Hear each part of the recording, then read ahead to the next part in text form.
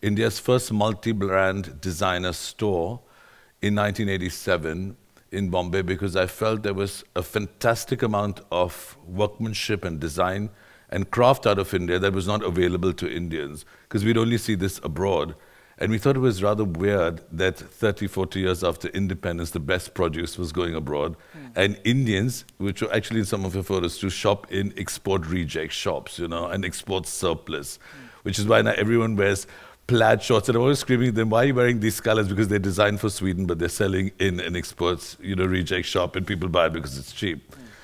Anyway, it has been incredible to see the explosion in the market and to see how much Indians have changed from 87, which is when I started engaging with the local customer, although we were doing it at a very elitist level, but even so across the board to now, to what is aspirational, to see how much, culturally what is acceptable, which is pretty much anything in the big cities, to the importance of the wedding. And now what I'm finally seeing as a kind of schizophrenic disconnect because people are very Western in the day and suddenly I want to be costumes of royal India at night, which is partially, fueled by Bollywood fantasy and, everything, yeah. I mean, well, Ekta Kapoor there in some tranny land, non-stop.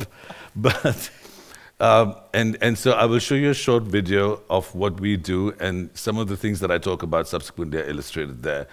This video actually has a lot of old images of India because we use not just the workmanship to make contemporary, but also Indians dressed in a very particular, beautiful way. We draped fabric over ourselves. We draped textiles. Basically, people lavish love on textiles through different techniques, and then they draped them. There was very little structured clothing, probably almost nothing till the British came, where we learned how to set a sleeve and tailor a jacket. Even for someone like me, I'm having trouble deciphering the new Indian customer because I think, as she very aptly pointed out, and I'm amazed at the research that you have attributed to store, it's so diverse. It's like Europe, where you've got the Scandinavians and you've got the Greeks, and they're very different, but maybe much more so 50 years back, before things were getting homogenized. And you've got many different, communities, and you've got many levels of exposure, and it's mind-boggling to just make sense of it. And we're being forced even in our company to go out and look at things from a distance now because we're not even sure who we're talking to anymore. Yeah, at a broad level, we're talking to bridal and we're talking to a certain kind of ready-to-wear customer.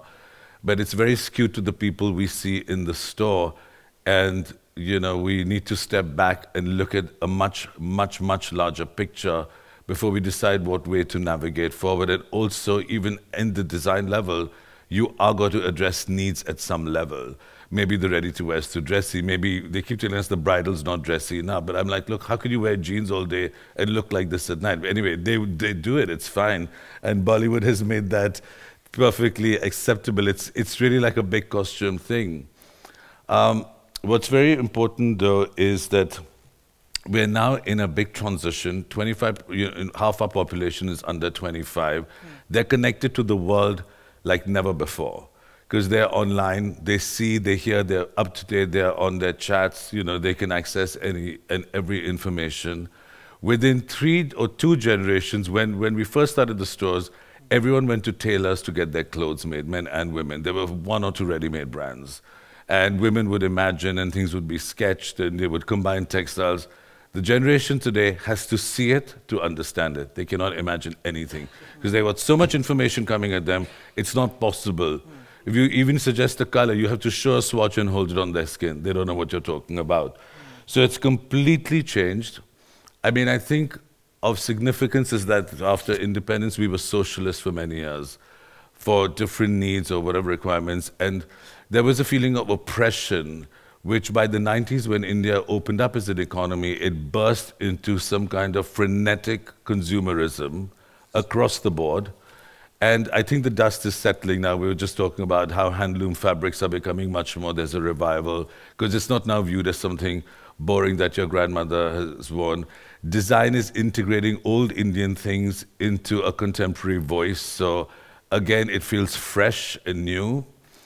And it's a very exciting time with mind-boggling numbers.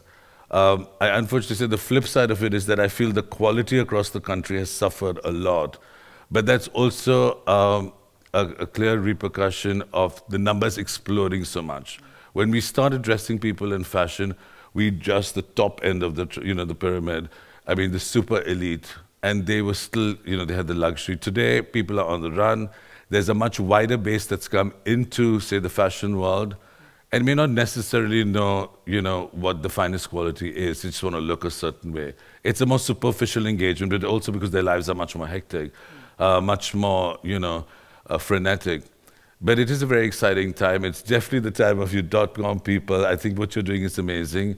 We're looking to redefine because we also understand that we can't become dinosaurs dealing with this tiny little population, and that there's going to be a much easier fashion now for this, under 30, 35-year-old. Others, they will only wear, simple ready-to-wear Western brands, or then go into costume mode. So we're navigating through all of this. And hopefully in the process, we will redefine what we do as well with our original principles in mind. Thank you.